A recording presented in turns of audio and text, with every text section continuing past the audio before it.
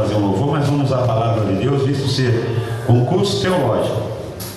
Nós queremos ler com você na primeira carta que Paulo escreve ao pastor Timóteo, no capítulo de número 4, versículo 12. Também não poderia deixar de agradecer a diretoria, que é composta pelo Gerson, o Marcelo, que esteve aqui cantando para a Aline, e também o irmão Flores, que deu abertura no evento. Capítulo 4 da primeira carta que Paulo escreve a Timóteo, e somente o versículo 12, que diz assim: ninguém despreze a tua mocidade, mas sê o exemplo dos fiéis, na palavra, no trato, na caridade, no espírito, na fé e na pureza. Amém? Vamos orar ao Senhor? Senhor, nosso Deus e Pai, nós queremos pedir a Tua bênção, a Tua graça e a Tua direção, bem como a Tua orientação para as nossas vidas, Senhor. Neste culto de ação de graça pelo primeiro trimestre do curso básico em Teologia, que aqui, Senhor, durante as segundas-feiras são ministrados, pedimos que Tu venha abençoar e que esse grupo possa aumentar, Senhor, ó Deus, no decorrer do curso, para a glória e o louvor do Teu nome. Amém. Nós vamos falar somente desse versículo 12 aqui, usando como estamos dentro do encerramento do trimestre, falando de liturgia, homilética e hermenêutica. Então nós vamos falar um sermão expositivo e usar a hermenêutica, que a hermenêutica é extrair, tirar para fora o que o texto está dizendo, que foi a matéria do irmão Jason. Isso, irmão Jason? Então veja bem, quando Paulo escreve a esse jovem Timóteo, ele estava indo assumir a igreja de Éfeso, a igreja maior da Ásia. Tinha sido pastoreada pelo apóstolo João. João, já na sua velhice, a história diz que João ficava no canto da igreja em Éfeso, e ele não conseguia pregar, então ele ficava dizendo assim: filhinhos, amai-vos uns aos outros. Ele ficava dizendo essas coisas na sua velhice. Ele morreu de velhice, e agora Timóteo vai cuidar dessa igreja. Para pensar o peso da responsabilidade sobre o ombro de um jovem. E aí Paulo escreve a ele. Paulo já tinha admoestado Timóteo a ir. Timóteo não queria assumir essa igreja porque era uma igreja veterana. Aí Paulo começa a aconselhar-lhe dizendo: ninguém despreze a tua mocidade. Veja bem que o verbo despreze no original grego é kataproneo, que significa desprezar, zombar, tratar com desprezo ou subestimar. Trocando a miúdos, quer dizer não dar crédito por causa da pouca idade. Paulo estava dizendo para ele: tem um segredo para você conseguir vencer isso. Se você já sofreu em outra ocasião, as pessoas vão tentar fazer o mesmo aí em Éfeso. Agora eu quero que você leia isso diante de todos. E ele leu essa carta: ninguém te despreze por ser jovem, era o que Paulo estava dizendo. E aí, quando Paulo fala também da mocidade, ninguém despreze a sua mocidade, que no original grego é neotes. Neotes significa exatamente juventude.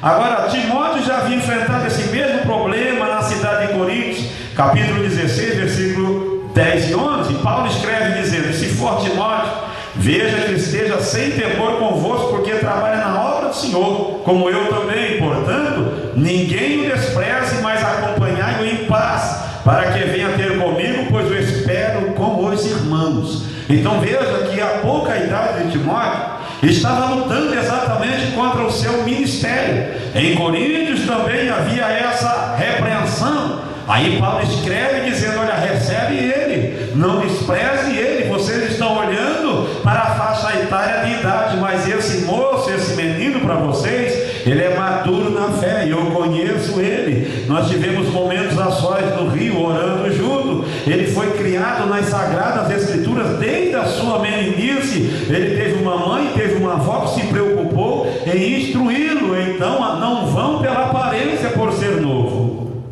Agora veja bem, e aí ele diz o seguinte: por que Paulo tinha que encorajar o moço? Eu vou abrir um leque aqui, que no meio evangélico exatamente está acontecendo isso. Um jovem pregador não serve para pregar em grandes congressos. Por que não serve? Porque ele é jovem na idade, mas ninguém sabe medir qual é a estrutura de fé que ele possui e o que é que ele tem aprendido durante os seus anos de vida. Não se sabe se o pai sentou ele no colo durante alguns anos para lhe ensinar e colocar na mente dele a palavra de Deus. Então nós olhamos às vezes pela aparência, pelos anos de fé, e nesse quesito de pregar a palavra, de dirigir o trabalho, não se conta ano de fé, se conta a estrutura espiritual, meu irmão. Eu dou uma palavra aos jovens que estão estudando aqui o curso teológico. Vai chegar a hora que ninguém vai dar crédito em você, mas só que tem uma coisa: você está aprendendo Bíblia, e terá sempre alguém para dar uma aval a teu favor. Você tem o teu pastor da igreja que vai avalizar e vai assinar o teu ministério. Então não se preocupe quando alguém te desprezar pela pouca idade. Se preocupe em se alimentar da palavra e ter crescimento espiritual. Para a consciência grega, a descrição de jovem era empregada a um adulto da idade militar, ou seja, 40 anos, conforme Atos 7:58. Expulsando da cidade, apedrejava, e as testemunhas depuseram as suas vestes aos pés de um jovem chamado Saulo. Então era jovem. Agora, no caso de Timóteo, o sistema judaico em geral, um homem com menos de 30 anos não era considerado elegível para qualquer posição de autoridade. E Timóteo contava com incompletos 35 anos nessa época. Então ele não poderia ser aceito, as autoridades não queriam aceitá-lo, porque na idade deles ele não era adulto o suficiente. Agora note bem, Paulo diz: você quer vencer isso? Não vença brigando, não vença discutindo e não vença impondo coisa nenhuma, mas seja o exemplo dos fiéis.